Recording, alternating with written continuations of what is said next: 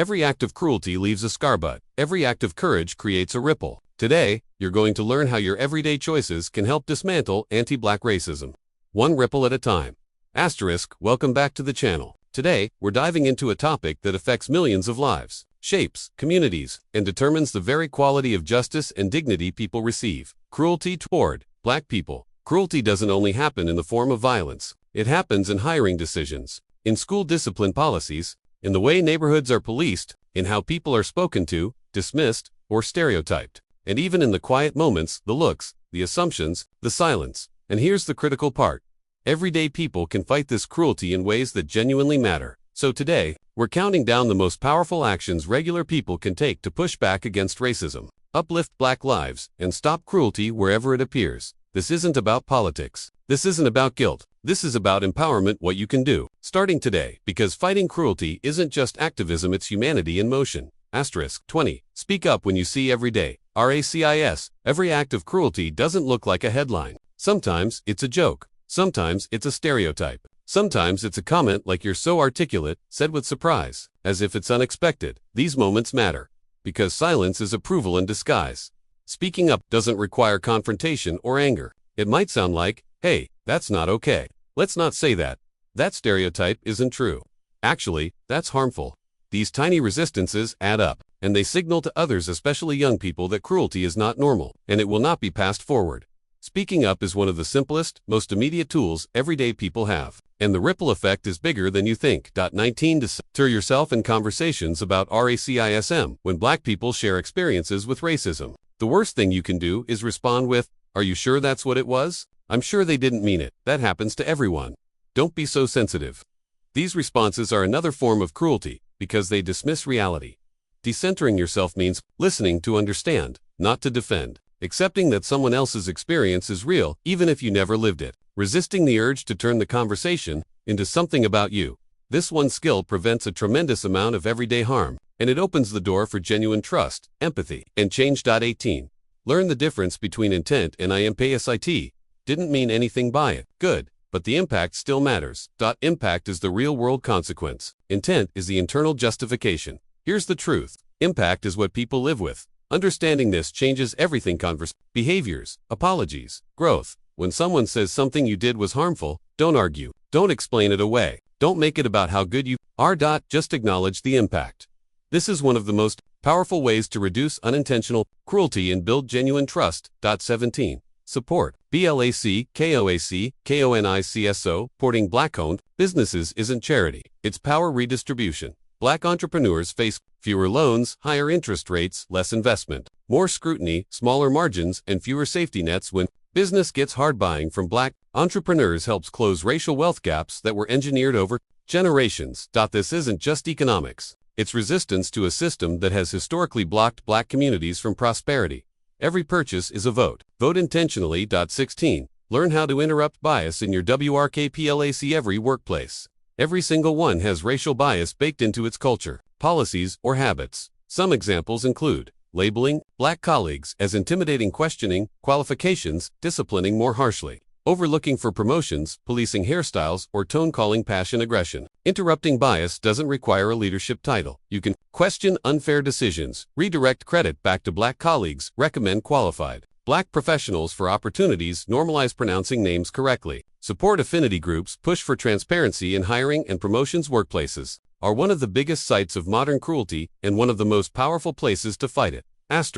15. Stop normalizing anti-black code words. Anti-blackness doesn't always walk in through the front door. Most of the time, it sneaks in through language. Phrases like inner city urban people, those neighborhoods, ghetto, thug, at-risk, low-income kids, bad area. These words often serve as polite disguises for anti-black stereotypes. And here's the key. Language shapes perception, perception shapes policy, and policy shapes lives. When words dehumanize, even subtly, they lay the groundwork for cruelty. Mistreatment from teachers, over-policing by authority figures, harsher judgments by employers, and more fear-based interactions from strangers. So what can everyday people do? Challenge code words when you hear them. Example: what do you mean by urban kids? Can you be more specific? Use precise language instead of stereotypes. Don't shrink back when someone tries to package racism inside just a description. Calling out coded language isn't nitpicking. It's dismantling the communication system that keeps cruelty alive. 14. Teach children about race, HONSTL, why kids are not born racist,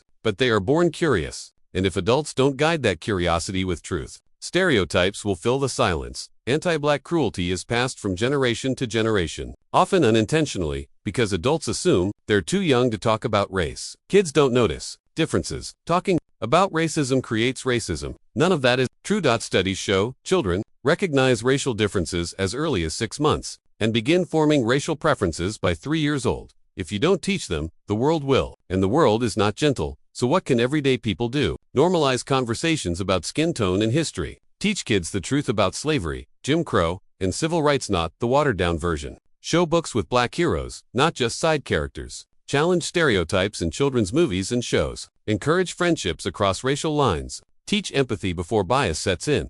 When kids learn early that cruelty is unacceptable, racism begins to die where it's most vulnerable. In the Roots. 13. Stop treating black pain as a spectator. Of the most subtle forms of cruelty is emotional detachment, treating black suffering like a storyline or a news cycle. Many people watch videos of violence against black people and react with a bit of sadness, some shock, a comment online. Then they move on, they forget. But black communities cannot. And it's not just about police violence, it's about the emotional exhaustion of discrimination, the pressure of being exceptional just to be treated normally, the trauma of watching people who look like you suffer publicly, the fear parents carry for their children, the invisibility of grief, the expectation to stay calm in the face of injustice. Everyday people can fight this cruelty with empathy and action. Don't share videos of black trauma casually. Don't consume pain like entertainment. Offer support, not silence. Validate emotions instead of minimizing them. Ask, what do you need? Check on your black friends when their communities are hurting. Understand that trauma lingers long after headlines fade. Empathy isn't weakness. Empathy is how you stop cruelty from becoming normal. 12. Practice active allyship, not passive aging. People think being not racist is enough. It's not. Cruelty doesn't end because people avoid doing harm. It ends when people actively work to prevent harm. Passive allyship sounds like, I'm not racist. I don't have a problem with black people. I support equality. Active allyship sounds like, how can I support you? What actions can I take? Here's what I'm doing to fight injustice. I'll stand with you. Being an ally isn't a title. It's a verb.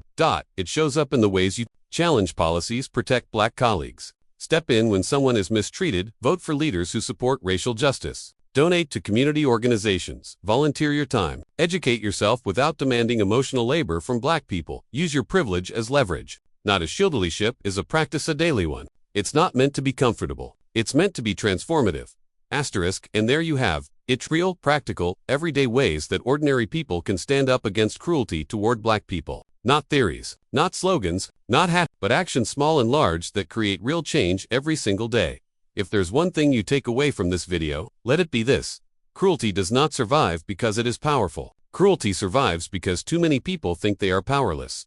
But you are not powerless. You never have been. Every comment you challenge, every business you support, every conversation you open, every stereotype you shut down, every choice you make, it all moves the world in a different direction, a safer direction, a kinder direction, a more truthful direction. Fighting racism isn't about perfection. It's not about knowing everything or saying everything the right way. It's about choosing courage over comfort, compassion over silence, and humanity over habits. And if millions of everyday people make those choices, even quietly, even imperfectly, even one at a time, the impact is enormous. So if this video inspired you, if it challenged you, if it made you think, then don't let it end here. Let it start something. Share this message. Talk to someone today. Look inward, act outward, and be part of a future where cruelty has nowhere left to hide.